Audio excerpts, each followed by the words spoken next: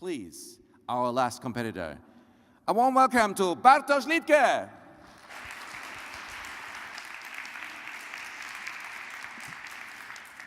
So, thank you, Mr. Chairman. So, actually, I would like to also thank for the BMBF, since they invited me here, a Polish guy for a German-Turkish year of science, actually. So,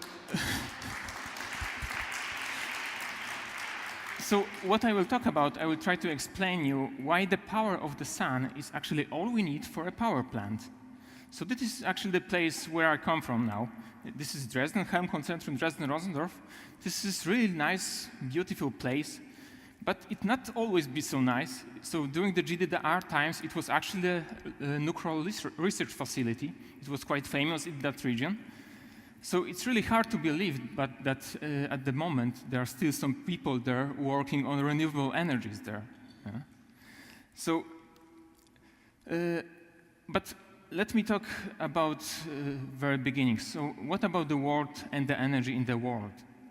So at the moment in the world we produce about 17 terawatt of energy, which comes mainly from oil, gas, and coal. And if you keep in mind that this is all we need, this power, 17 terawatt, is basically all we need. We don't need any more than that. We can think about the limits about other resources. So, of course, if you take into account the conventional energy sources, then the coal will be the most, with the highest potential one. Yeah? But in case of renewables, it doesn't look so good. Actually, there is a wind, which is 60 terawatt. This is actually enough what we would need, but one should actually put in every possible place on Earth a wind turbine to have this kind of capacity. But here comes the sun, actually, and the sun is actually 23,000 terawatts. So this is much more what we would ever need, ever. Yeah? So actually, the sun is our future now. So, but let's think about Germany. What is the state of the art in Germany? Germany is really proud of its renewable energy sources, and actually about 20% of the electricity in Germany is produced from these resources. So we have mainly the water energy in the power dams. We have also wind turbines all over Germany. You can see them everywhere. And especially the photovoltaics. So Germany is really proud of the technology transfer of photovoltaics. But did you know that the energy which goes to the electricity is only 40% of the total energy? It's a really low number, don't you think? So what is the rest of this? So the rest is, of course, the energy transportation. Yeah? You need to go to work every day. You need to fuel your car. And the second good point is actually the winter is coming at the moment. It's getting colder. We need to heat our apartments. Yeah, so those are two different energy. And actually what ends up at the end is actually the 3% is the energy which goes from renewables. So this is really low number. It's basically nothing, don't you think? So, but we know that our sun, it's such a good potential in sun. So why don't we use it? Actually, what we would ever need is just to put 6 boxes all over the world, each of them 3 terawatt, this kind of solar fields. It would be enough to empower the whole world. It's not so new idea. Just to give you a good impression how big we need to be these boxes, in the Desert project, they actually assumed that it's enough to put this small red rectangle on the Sahara desert to empower the whole world with the energy from the sun. They were actually using so-called concentrating solar panels, which works a little bit different than photovoltaics. So basically, they were using the mirrors. And these mirrors were focusing the light on one point and kind of rod filled with the liquid, which was heated, creating the thermal power. The problems with mirrors on the desert is that you will most likely have a lot of dust on the mirrors every day. So every day you would have to clean them. And you basically need an army of window cleaners to keep them in focus. Yeah? And you can also imagine that the water on the desert is not a really the good resource which you can really use on a daily basis. Another problem with the desert that this is what is happening from time to time. Yeah? So in the windstorm, and what ends up after the windstorm and the mirrors is actually kind of sand polishing of glass, which will look like that after a while. So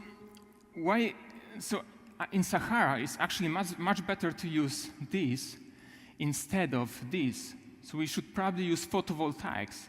Why it's better?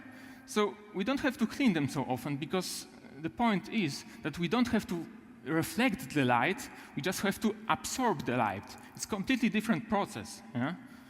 The problem is that nowadays, at the moment, they are still not so efficient. Yeah? So the difference in efficiency is still quite significant. So what can we do now, actually? Yeah? So this was our idea. We started this project several years ago. It was actually founded by BMBF, and it was German-Turkish collaboration project. What you can see here in this nice picture is our first page of the project. There is nice-looking building in the background, and it was actually a church, so it was a little bit awkward with our Turkish partner, but they did not really insist that they put mosque instead of this, so we just live with this. So, and this is actually my imagination how our solar battery looks like. And so what I want to focus on is on this part. This is actually our absorber material. And this is what we are developing in this project. It has to be as efficient and as cheap as possible. So just to explain you, how does it actually produced? So what we have is actually so-called phase separation. To explain you the phase separation, I will use a very simple example of water and oil. So if you mix these two materials, you basically separate them in phase, because they don't mix. You cannot mix oil and water. Yeah? So if you put just a little bit of oil, you will finally end up with some bubbles of oil in the water. But if you put some more oil, then you probably end up with some layer of oil on the top of the water. It's at the top because it has simply lower density. And I would actually rather give you some better examples, something like this in case of phase separation, or even like this, but they would probably did not let me work on this kind of rainbow energy. Yeah? So, but actually what we are doing the phase separation on much smaller scale. So this is really a scale of nanometers, so it's hard to imagine, but it's so small. Actually, Umit was telling a lot about this.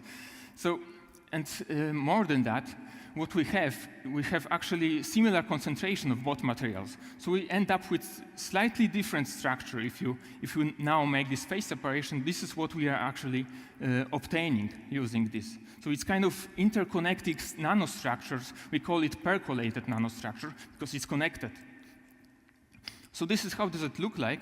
For me, it looks something like this. So we have kind of a sponge. Therefore, we even call it a sponge-like nanostructure. I wonder what this guy would say about this. So why this sponge material is such a good material for photovoltaics? First of all, it's a really good absorber. So the sun is really penetrating this material, and there is basically no reflectance out of this. It's not reflecting, therefore it's such a good absorber.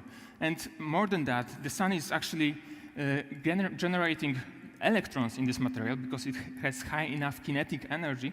And these electrons then has to be somehow connected into the electric circuit. So we just create some contacts in this material just to collect all of the electrons. Now, if these electrons going to the electric circuit, this is how we create the energy.